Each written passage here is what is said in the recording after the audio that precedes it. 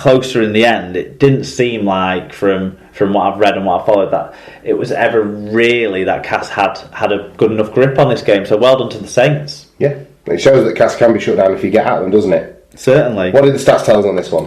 The error count was against the Saints 13-9, but they were able to make up for it in other areas.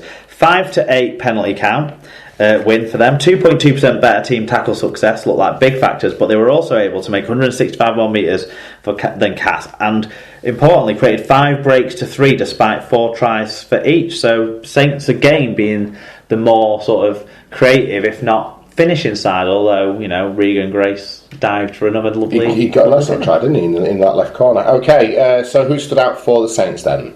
Luke Douglas with a try, 108 metres. Mark Percival with a try assist, 6 tackle busts, 106 metres. Zeb Taylor with 107 metres, 3 successful offloads. Alex Walmsley, 6 tackle busts, 125 metres. Tommy Makinson, 114 metres. And for Castleford then, who made the round-up? Well, Greg Eden scored 2 tries, 110 metres. One of those tries actually looked suspiciously like there was a few things that an obstruction call that could have been given and a forward pass, so Campbell can't have been just one-sided. No. When some of the errors he maybe made. Paul McShane, 43 tackles, 13 of which were marker tackles. He worked hard in there. Junior Moore's 111 metres. Zach Hardacre, 5 tackle busts, 119 metres, and Ben Roberts grabbed 2 tries. Okay, right. So over to the Halliwell Jones then. Warrington got their third win on the spin with a 26 points to 24. Close victory over the Huddersfield Giants, with Danny Brough missing a game-tying conversion at the end of the piece in front of some people, and refereed by Ben Thaler. Couldn't find a attendance figure for this one. Okay. Wire Joe, another scratchy performance that was summed up by us trying to offload the ball coming out of our own end when only 6 points up. Cue the inevitable knock-on and 4-pointer to Huds. The only thing left to do was for Brough to slot over the extras, only he didn't read that part of the script. Can't keep relying on other teams being more shit than us, but 2 out of 2 at Easter is the bottom line, and that's what I'm going to focus on. Yeah, thank God for 2 teams being more shit than you. Call Me Toaster got in touch. Long time no hear, Toaster. I live in London, so that it was great to be back home and get a chance to see the boys at the HJ this afternoon. We were lucky to get the win, to be honest. Some silly errors trying to make plays that we're not quite up for anymore. For me, it was a pleasure to see Danny Brough play in the flesh, though. He's a natural footballer. Where I haven't been in touch for ages, still loving the pod. No, cheers, that's great. Yeah, it's always a pleasure, mate. Nice one. Mark W said, one of those that could have gone either way. Thought on balance we were the better side and were unlucky not to get the win. Performances are getting much better, but noticeably lacking drive. Without Ika Hahifo, Heat and Mamo could be the ones to save our season. Quite possibly. Lee Whitnell got in touch and said the casual observer might see the score, the last minute try and miss conversion, and be tricked into thinking this was a good game. In fact, it was as ugly and unappealing as a Nigel Farage figurine made out of shit. What a turn of phrase this kid has. The only saving grace for us is that we played that badly and grabbed the 2 points. We need a massive uptick in performance if we're going to sustain this winning run and make up lost ground. That's an interesting point. Warrington have now won 3 on the trot, but have they been totally convincing in doing so, and were they against another fairly unconvincing side in the Huddersfield Giants? Unbeaten in 4 as well, but of course, because of the draw previous one. It does feel like that draw against Hull, the second half of that game, was probably the most convincing they've been. In this. There was, an element of luck with the on-field decision-making in the Leeds game, but I think they were the better side overall. Against Widnes, they were the better side, but of 2 poor performances. And it sounds like this was much of that. It was tit for tat, weren't it? It was. I expected when I looked back over what the game happened, that maybe Warrington had stretched out and then Huddersfield had pegged them back, but actually, no, they just it was pretty much score for score. Yeah. I watched the tries on the Super League. Do you think the Darnell McIntosh try? Do you think he got that down in the field of play? I don't remember watching it and thinking he didn't. No, I saw the replay and couldn't tell, but I'm surprised you bring that up. No, but it wasn't. It was the online highlights replay, so right. you don't get a great look at it. And when you try and pause it, it comes up with all this stuff, adverts. Yeah. Like or what to watch next. And it's like, well, I'm trying to watch this. I'm trying to perform some cutting analysis here. So let's trust the officials on those calls anyway, because who are we to say anything different? But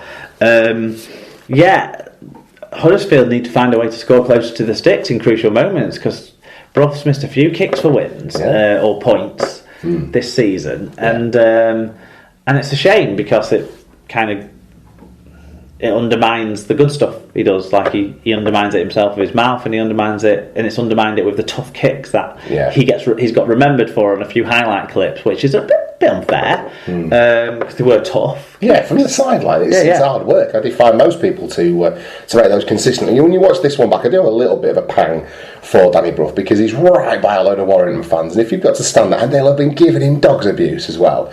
So I'm just kind of blame Danny Bruff for it. It's I'm sure I've not looked down at it, but when we get to the stats roundup, errors and ill discipline will have at least played some part in the game for Huddersfield and for Warrington. So I'm keen to cut him a bit of slack there, really, having to make a clutch kick from the sideline. Yeah. What do the stats tell us on this?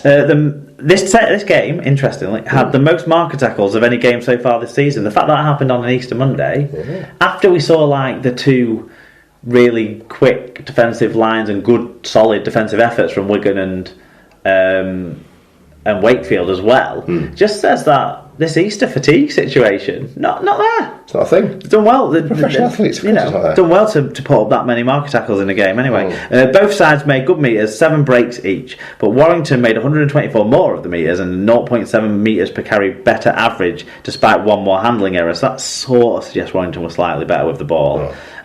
This was supported as well by a big 3.6% better team tackle success and a healthy 4-9 penalty count in their favour, which suggests they were better without the ball. Absolutely. Individually, who stood out for Warrington then? Darryl Clark scored one of those tries where you don't know how it's got scored until you rewind it and watch it again, because surely someone's going to stop him kind of situations. But it was a try, 6 tackle plus 123 metres for him. Toby King continues to impress me, at least. Yes. One try assist, 102 metres. And was that essentially the match winner as well, in the way it felt? I think it was the last try that Warrington scored, wasn't it?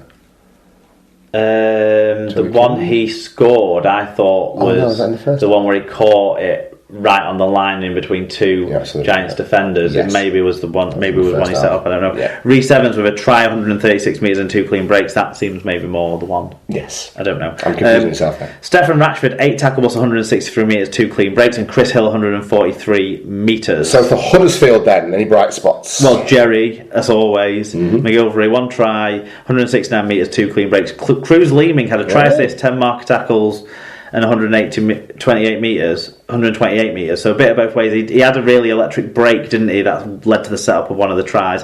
Alex Mellor, 42 tackles, so we don't normally comment on his defensive efforts, so well done to our favourite there. Sebastian Ikehefo, when he was able to be on the pitch, made 7 tackles plus 108 metres, 4 successful offloads. They would wish that he was on for 80 minutes every game. And Jake Mamo, 1 try assist, so making an impact. Yes, coming in and scoring some points. Right, final game of this epic Easter weekend took place down in the south of France. You're saying, oh good, but I don't know whose pit you've got to read out first. Took place down in the south of France. Salford might have gone into this expecting to take the opportunity to move into the top of the table, but they didn't. It was Catalan 38, Salford 6, Mark. Yeah, and again, I haven't got the attendance figure because I haven't watched the game right to the end, because Sky always put it up at the end. So I will get this one when I watch the game back fully. So I can only really talk about the first half. Okay. When we get to that. Alan Walker said, Dillons de Mona y el parti no es bona. A crock of shite, despite Inu, the smiling assassin. The players from both sides tried very hard and bent them, but we shouldn't have double weekends again. Oh, thanks, Supercoach Bennett. Hashtag quality, not quantity. Dragons on fire. I need more garlic for the leg of lamb celebration sauce. I don't like the turn of phrase celebration sauce. I think you've had that before. Makes me feel a bit grubby. Okay, Dr. Hideous, David Cantrell, a giant amongst men in so many ways. He got in touch and said, despite my earlier calumniating the Catalan Dragons, they deserve that win, consistently better in every department. Rachel Carney at Carney83 said, looked like a team with a 5-day turnaround playing a team who arrived in France last night after playing on Friday. Yeah, that's a very good point, actually. Yeah, Tyler Cass finally got in touch to watch the first half. Bad tackles, high tackles, tip tackles, dangerous throws, head injuries, bugger it, switched off. Paul Ludo Lewis said, Catalan with 2 extra days rest and Salford having to travel after a tough game on Friday meant this was an easy pick. Add to that, the sun was shining and Tony Gigo is back, then Salford had no chance. Pleased for Barca's best bus driver and Tyler Katz fan with the result, though. There you go. Okay, nice work, Ludo. Yeah, this is the outlier for me. Not the outlier, but we've got through... Do you know what? We've got through Easter relatively unscathed in terms of a coach coming out, or an owner coming out, or a player coming out and really panning the Easter period. We know it's too much for the players and what have you. Because I don't feel like results have kind of scuppered a team's brief period of form or anything like that that would legitimise a coach coming out and being able to say these things. But there was a marked difference in the amount of times that teams had to prep for this, and Catalans did benefit, whilst they had to travel back from Huddersfield, do benefit from having that extra day's prep. Now, whether I think they made a request to get that game put on when it was on, and Salford could have done likewise and didn't. I don't know. I honestly don't know. But the fact is that they got those extra days. Now, whether it was them being savvy or not, I'm not sure. But it does have an effect on. I think there was an unexpected the hiccup on the flight for Salford. Got postponed or delayed, so the players were waiting around for that as well. I think I read something about that. And all that doesn't. Yeah, I mean, I still think that you could expect Salford to get off. Now, listen. They only scored 12 points the Friday previously, so it wasn't like they've been, overwhelming a team and then suddenly, because of this dodgy travel situation and because of this short turnaround, they suddenly stopped scoring points. They hadn't scored points the week before, so perhaps there's something sort of short term in the way that their offense is clicking. The only time they really scored loads of points was against, was it Hull the week before? Yeah, they are a relatively low scoring side. So I'm inclined to think that maybe a slightly better rested and prepared Catalan side kind of overcame them rather than that they just weren't on form. They kind of delivered roughly what you would expect, I suppose, and they just unfortunately came unstuck against a Dragons team that finally managed to put together a 70 to 80 minute performance. But what do you think? Well, I only watched the first 40 minutes, so I can only talk about that, but Catalan were... I don't know if clinical is the right word, opportunist maybe is the better word, but they scored from the chances that landed their way in the first half, and Salford weren't able to do likewise. I think there was a little bit of a lot of a question mark over Chris Ninu just getting put on report for the tackle he put on Junior Sao, I think. Sao managed to get up from that one, but by the end of the game it had enough big hits that he just couldn't play on, which is always a shame for people watching the game and for Salford in particular. Yeah. But I just think Catalan were quicker to every loose ball. They were a bit more decisive in the play. It did look like they'd had prep and Salford hadn't. Yeah. To be honest. Which I think is that. Yeah. Is the point, isn't it? So what did the stats tell us? Catalans were able to make big meters in this game with 463 more than their visitors. They had a 1.3% worse team tackle success and actually only made one break more than Salford, 7-6 on that count, although they converted their chances much better for the 6-1 try count.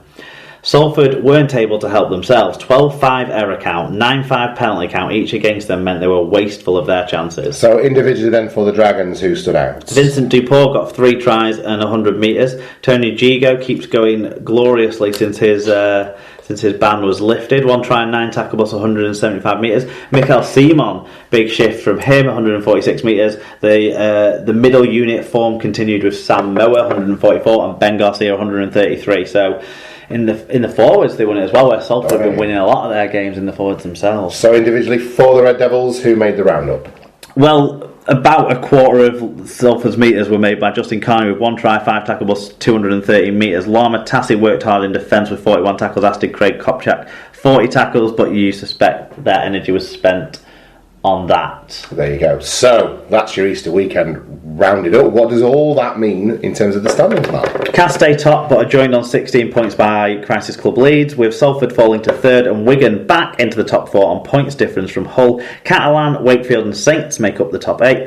Wire have been the big movers over the weekend, up into 9th, with things starting to slide away for Lee, Huddersfield and Widnes below them. Okay, and in terms of predictions, Super Brew and Dream Team updates. This has been a big busy weekend, lots of movers and shakers. What's been going on? Big movement in our predictions, if anyone cares. Mark takes the Easter spoils with 11 of 12 correct Great tips. picking, bravo. Tom's 8 of 12, not quite as good. That cumulatively means I move on to 39 now, and you are languishing on 38. Languishing in second on 38, one behind you. Right, Super Brew, what's been going on in that? 2 rounds, obviously. Paul